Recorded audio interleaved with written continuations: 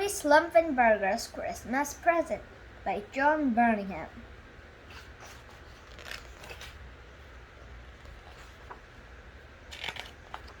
It was Christmas Eve. Father Christmas and the reindeer were home at last. They were very tired because they had been delivering presents to all the children everywhere. They had something to eat, then Father Christmas put the reindeer to bed. One of the reindeer said it did not feel very well. Perhaps it had nibbled something on the way that it should not have. Father Christmas thought that all it needed was a good night's sleep. Finally, Father Christmas was able to go to bed. He put on his pajamas and was just climbing into bed when he saw something that made him gasp. At the end of his bed lay his sack. Father Christmas could see the shape of one present still inside it. Father Christmas pulled the present out of the sack. The present was Harvey Slumpenberger's. Father Christmas knew all about Harvey Slumpenberger. He knew that Harvey Slumpenberger's parents were too poor to buy him presents. He knew that Harvey Slumpenberger only ever got one present, and that was the present which Father Christmas brought him. He knew that Harvey Slumpenberger lived in a hut at the top of the roly-poly mountain, which was very far away. Father Christmas was very tired. The reindeer were asleep, and one of them was not very well. But Father Christmas knew he had to get the present to Harvey Slumpenberger. Father Christmas put on his coat over his pajamas. He put on his boots and hat, picked up the sack with Harvey Slumpenberger's present in it, and started to walk through the cool winter night to the hut where Harvey Slumpenberger lived at the top of the roly-poly mountain, which was far, far away. Father Christmas had not gone very far when he met a man with an airplane. "Excuse me," he said. "My name is Father Christmas. I still have one present left in my sack, which is for Harvey Slumpenberger, the little boy who lives in a hut at the top of the roly-poly mountain, which is far, far away, and it'll soon be Christmas Day." "Get in my plane," said the man, "and I will take you as far as I can." The airplane took off and flew through the night sky towards the roly-poly mountain. Father Christmas. Heavy snow began to fall. "I am so sorry, Father Christmas," said the man. "I cannot fly my airplane any further in this snow." The plane bumped and skidded across the ground and finally came to a halt.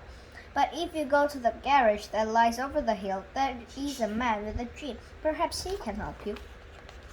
Father Christmas set off through the snow. He went over the hill to the garage where there was the man with the jeep. "Excuse me," he said. "My name is Father Christmas. I still have one present left in my sack, which is for Harvey Slumpenberger, the little boy who lives in a hut at the top of the roly-poly mountain, which is far, far away, and it will soon be Christmas Day." "Climb in my jeep," said the man, "and I will take you as far as I can." Then the jeep bounced and spun across the field and down the road towards the roly-poly mountain. But then the jeep skidded and crashed through the fence and into a tree. Father Christmas was sent tumbling into the snow. "I am so sorry, Father Christmas," said the man. "I can take you no further, but if you go down the hill and across the river, there is a boy with a motorbike. Perhaps the boy can help you." Father Christmas went down the hill and across the river and met the boy with the motorbike. "Excuse me," he said. "My name is Father Christmas. I still have one present left in my sack, which is for Harvey Slumpenberger, the little boy who lives in a hut at the top of the roly-poly mountain, which is far, far away, and it will soon be Christmas Day. We'll go on my motorbike," said the boy. "I will take you as far as I can." The motorbike roared off along the road towards the roly-poly mountain. But they had not gone very far before the motorbike slid on some ice and they both fell off. "I am so sorry, Father Christmas," said the boy. "The front of my bike is all twisted and I can take you no further, but if you go across the valley and into the woods, there is a girl who has keys. Perhaps she can help you." Father Christmas went across the valley and into the woods where he found the girl with keys. "Excuse me," he said. "My name is Father Christmas. I still have one present left in my sack, which is for Harvey Slumpenberger, the little boy who lives in a hut at the top of the roly-poly mountain, which is far, far away, and it will soon be Christmas Day." Stand on the back of my ski, said the god, and I will take you as far as I can towards the roly-poly mountain. They had not gone very far when the skis broke with a crack and they both tumbled into the snow. I am so sorry, Father Christmas, said the girl. My skis are broken and I can take you no further, but if you go up the slope and down onto the plain, you will be near the bottom of the roly-poly mountain where there is a climber with a rope. Perhaps he can help you. Father Christmas went up the slope and down onto the plain where he found the climber with the rope.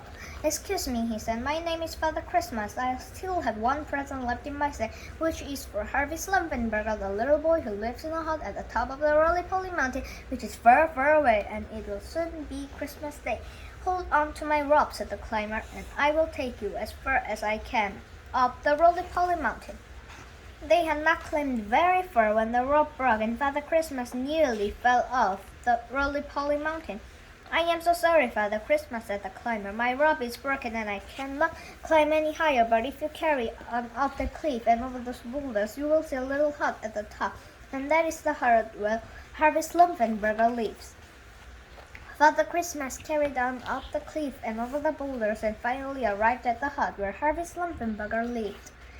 Father Christmas climbed onto the roof and down the chimney and put the present in Harvey Slumpenberger's stocking.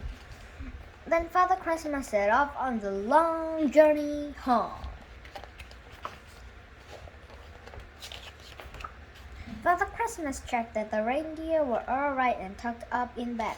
And as the sun began to rise on Christmas morning, Father Christmas climbed into bed and was soon fast asleep. In the hut at the top of the roly-poly mountain, which is far, far away, a little boy whose name was Harvey Slumpenberger reached for the stocking on the end of his bed and took out his present. I wonder what it was. The end.